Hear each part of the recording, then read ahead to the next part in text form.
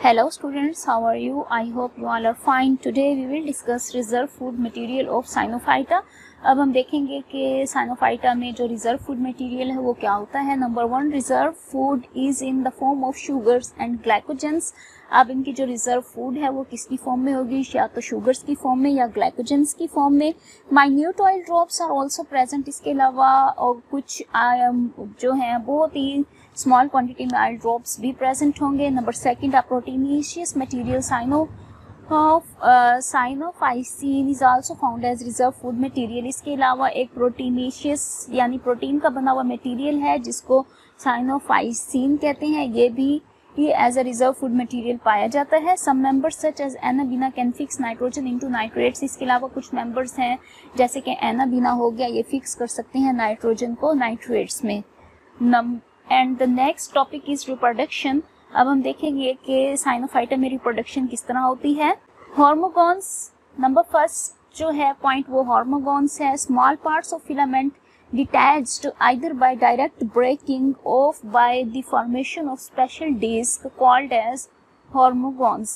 अब कुछ जो हैं छोटे छोटे पार्ट्स होते हैं फिलामेंट के, वो डिटैच अलग हो जाते हैं किसके साथ, या तो डायरेक्ट ब्रेकिंग हो जाती है और वो जो ब्रेक हो जाता है पार्ट उसकी फॉर्मेशन हो जाती है एक स्पेशल डिस्क में जिसको हम कहते हैं हार्मोगोन्स। नंबर 2, हेट्रोसिस्ट के तौर पे भी होती है इनकी reproduction. Special large cells with thick cell walls called as heterocyst. पहले तो हम देखते हैं कि ये हेट्रोसिस्ट होते क्या हैं। ये स्पेशल लार्ज सेल्स होते हैं और इनकी थिक वॉल्स होती हैं जो कहलाती हैं हेट्रोसिस्ट। अब ये कहाँ प्रेजेंट होती हैं, is present in the filament, filament के अंदर ही प्रेजेंट होती हैं। The filament is detached at this point, और इसी पॉइंट पे आकर फिलामेंट डिटैच हो जाता है, सेपरेट हो जाता है और वो जाके एक न्यू प्लांट बॉडी बना देगा। Number 3, hormospores. These are apical portion of the trichome. अब ट्राइकोम का जो एपिकल पोर्शन है वो क्या कहलाएगा, hormospores. In which the cells become large and thick walled, जिसमें के सेल्स जो हैं वो बढ़ जाएंगे और थिक वॉल्ड हो जाएंगे, उनकी वॉल जो है बहुत ज़्यादा थिक हो जाएगी। On separation these hormospores produced new filaments. अब जैसे ही ये सेपरेट होंगे तो ये एक न्यू फिलामेंट बना देंगे।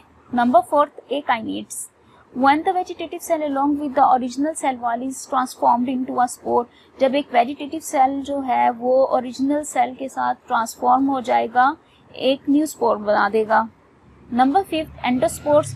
When the vegetative cell give rise to several spores after the division of protoplast। अब एंडोस्पोर्स में क्या होगा, जो वेजिटेटिव सेल है वो उससे अराइज होंगी बहुत से स्पोर्स और उनके बाद क्या होगा, डिवीजन हो जाएगी प्रोटोप्लास्ट की और एक न्यू प्लांट बॉडी बन जाएगी। Number 6, motile reproductive bodies are entirely absent. Motile means moving, जो मूविंग रिप्रोडक्टिव बॉडीज हैं इनके अंदर एब्सेंट हैं बिल्कुल। There is no sexual reproduction present in the members of Cyanophyta. अब साइनोफाइटा में कोई भी सेक्सुअल रिप्रोडक्शन नहीं होगी।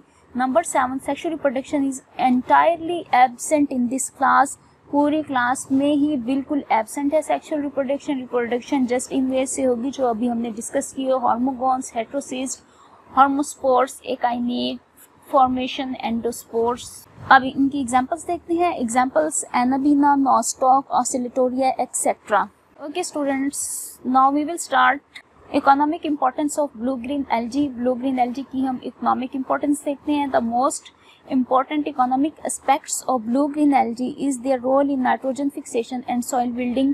अब इनका जो इकोनॉमिक रोल है वो ब्लू ग्रीन एल्गी का नाइट्रोजन फिक्सेशन और सॉइल बिल्डिंग में। रोल इन नाइट्रोजन फिक्सेशन, अब ये नाइट्रोजन की फिक्सेशन किस तरह करते हैं। Generally algae utilise nitrates, generally जो है एल्गी यूटिलाइज करती है नाइट्रेट्स को, ammonium salts and organic nitrogen as main source of nitrogen. तो एल्गी यूटिलाइज करेगी नाइट्रेट्स को, अमोनियम साल्ट्स को, ऑर्गेनिक नाइट्रोजन को मेन सोर्स ऑफ नाइट्रोजन के तौर पर। Some species utilise ammonium amines and other nitrates. कुछ स्पीशीज जो है वो यूटिलाइज करेंगी अमोनियम माइंस को और दूसरी कुछ करेंगी नाइट्राइट्स को। However, the members of Cyanophyta are capable of absorbing and fixing atmospheric nitrogen। ताहम जो members हैं साइनोफाइटा के वो कैपेबल हैं, उनके पास ये कैपेबिलिटी है कि वो एब्जॉर्ब कर सकें और फिक्स कर सकें एटमॉस्फेरिक नाइट्रोजन को। This is called nitrogen fixation. तो इस प्रोसेस को क्या कहेंगे, nitrogen fixation. The nitrogen is incorporated into the metabolic pathways as ammonia, which is utilized in the synthesis of amino acids and proteins. अब जो nitrogen है वो इनकॉर्पोरेट होगी मेटाबॉलिक पाथवेज में, किसके तौर पर? अमोनिया के तौर पे, जो कि यूटिलाइज होगी सिंथेसिस करवाने के लिए किसकी? अमाइनो एसिड्स और प्रोटीन्स की. The majority of the blue-green algae capable of fixing nitrogen have heterocysts in their filaments and belong to Crococalis, Nostocalis and Stigonimitales. तो जो मेजोरिटी है ब्लू ग्रीन एल्गी की, इनके पास भी कैपेबिलिटी है कि नाइट्रोजन की फिक्सेशन करवाए, क्योंकि और उनके पास है हेट्रोसिस्ट उनके फिलामेंट्स में, और वो बिलोंग करते हैं किससे? क्रोकोकैलीस से, नोस्टोकैलीस से और स्टिग्नोमिटालीस से. A few known heterocyst species like Oscillatoria, Princeps, Chlorogloia, Frischi and Glochiocapsa species have also been reported to fix atmospheric nitrogen. इसके अलावा जो कुछ नॉन हेट्रोसिस्ट स्पीशीज हैं, जैसे अभी मैंने आपको एग्जांपल बताई, ये भी नाइट्रोजन फिक्सेशन कर सकती हैं. Role in soil building. अब इनका रोल देखते हैं कि सॉइल बिल्डिंग में the members of Cyanophyceae play an important role in preventing erosion, replacement of saline soils and improving aeration of the soil.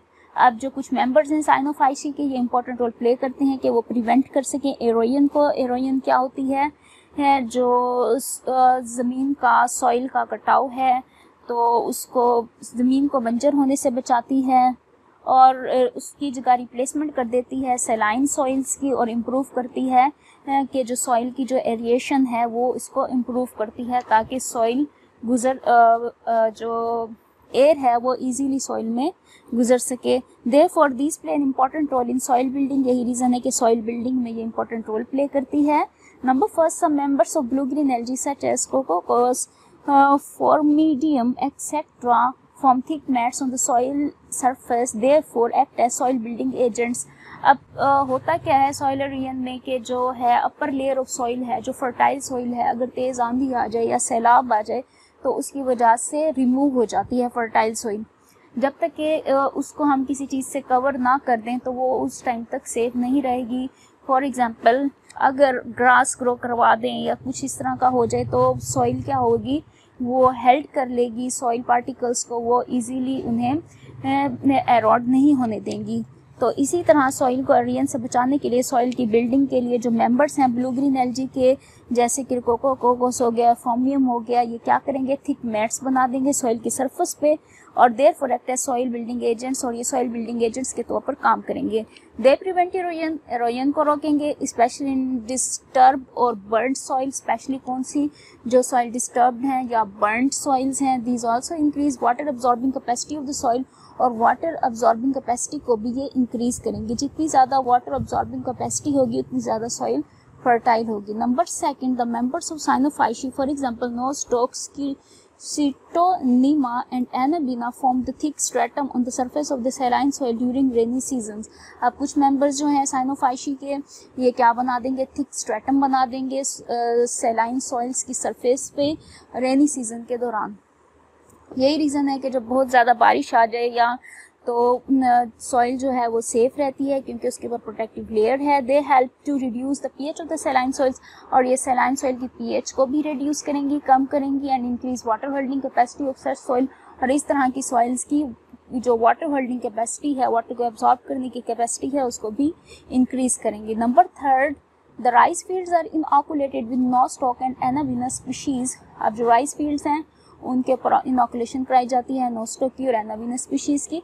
This result in promoting the yield of the rice crop. यही reason है कि ये promote करती है rice की yield को. The protein contents of the plants growing in such fields increase, और जो प्रोटीन कंटेंट है वो भी इंक्रीज होता है इन प्लांट्स का जो इन फील्ड्स पर ग्रो किए जाते हैं. तो स्टूडेंट्स, आज के टॉपिक में इतना ही.